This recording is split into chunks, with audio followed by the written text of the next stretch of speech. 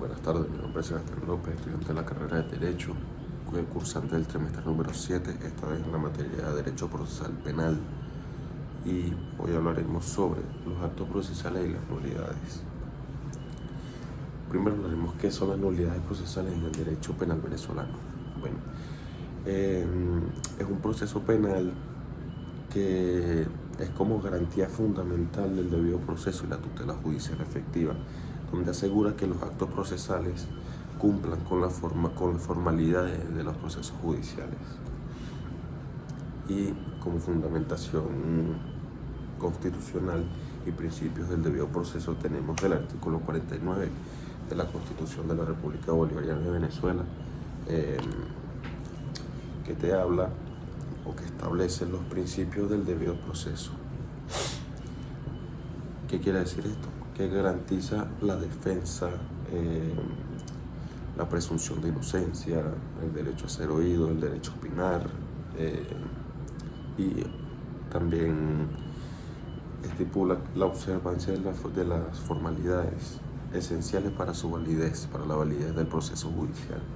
También hablaremos sobre la nulidad por violación. ¿Qué quiere decir esto? Que cualquier violación a estas garantías fundamentales acarrea la nulidad de los actos en las actuaciones judiciales. ¿Qué quiere decir esto?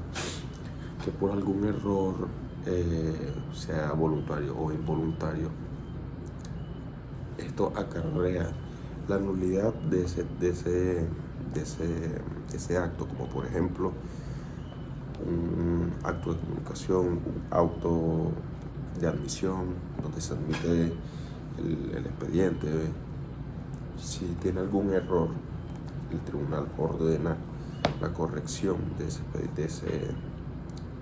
ese error involuntario o voluntario, sea error ortográfico, entre otros.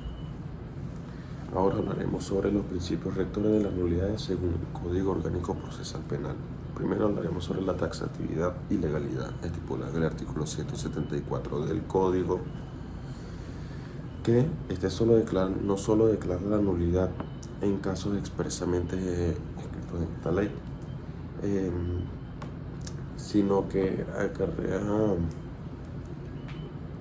acarrea requisitos indispensables, evitando formalismos si el acto cumple su fin.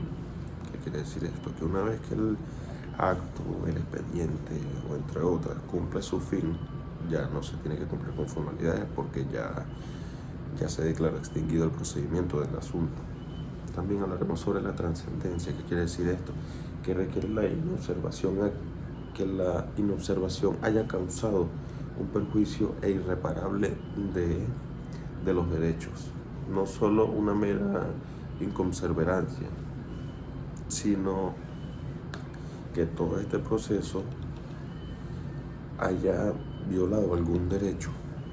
Ahora hablaremos sobre la conservación de los actos. ¿Qué quiere decir esto? Que prioriza la validez de los actos si el vicio es subsanable o si un acto cumplió con su finalidad sin causar algún problema entre las partes. ¿Qué quiere decir esto? Que, como muy bien dice la conservación de los actos, que prioriza la validez de los actos si el vicio es subsanable, como muy bien lo dijimos anteriormente, algún error involuntario, malfoliatura en el expediente. Son bastantes ejemplos que podríamos subsanar siempre y cuando estemos con la conservación de los actos. Y tenemos la especificidad.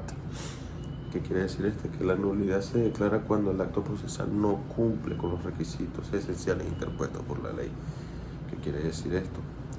Que vamos a poner un ejemplo. El expediente no cumple con los requisitos que obligatoriamente solicita el tribunal.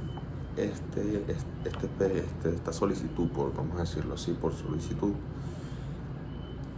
no puede ser recibido, y si se recibe, el juez dicta un acto, motiva un auto indicando que se declara incompetente, sea que no esté en el tribunal que es, o en el territorio en el que se encuentren, o no coloquialmente vamos a decirlo, que no cumple con los requisitos para poder seguir con el proceso. Ahora hablaremos sobre la clasificación y subsanación de las nulidades. Primero hablaremos sobre las nulidades absolutas, estipuladas en el artículo 175 del código, de este código, que primero indican: 1. Afectan derechos y garantías constitucionales, como por ejemplo el derecho a ser oído, a opinar, entre otros. 2. No son subsanables ni convalidables. 3. Vamos a poner un ejemplo. La incompetencia del tribunal, la violación del derecho a la defensa, y también podemos decir que la falta de motivación de sentencia. ¿Qué quiere decir esto? Que si el juez no motiva bien su sentencia, esto podría acarrear una nulidad absoluta. Pero la reforma del 2021 mantuvo la esencia de estas nulidades que comprometen la estructura del proceso. También tenemos la renovación, rectificación y cumplimiento, estipulado en el artículo 176 del Código Orgánico Procesal Penal. Vamos a ver qué nos permite. 1. Permite subsanar errores formales menores. 2. Refuerza la eficiencia procesal sin afectar derechos. 3. El tribunal ordena la corrección si el error es subsanable. Muy bien dijimos anteriormente, cualquier tipo de error involuntario que se haga en el tribunal o en el proceso judicial. Ahora hablaremos sobre el saneamiento y convalidación, estipulado en el artículo 178 de este código. ¿Qué quiere decir esto? Que el saneamiento por corrección o renovación, la convalidación por falta de impugnación oportuna o aceptación táctica del acto viciado, y no aplica para las nulidades absolutas. Ahora hablaremos sobre la declaración de nulidad y sus efectos. 1. La retroactividad. ¿Qué quiere decir esto? Que la nulidad de un acto invalida los actos consecutivos que él dependa. ¿Qué quiere decir esto? Que retrotrayendo el proceso al momento del vicio. 2. El alcance específico. ¿Qué quiere decir esto? Que la declaración debe especificar que son actos nulos y cuáles no, limitando la nulidad o estrictamente necesario para subsanar el vicio procesal.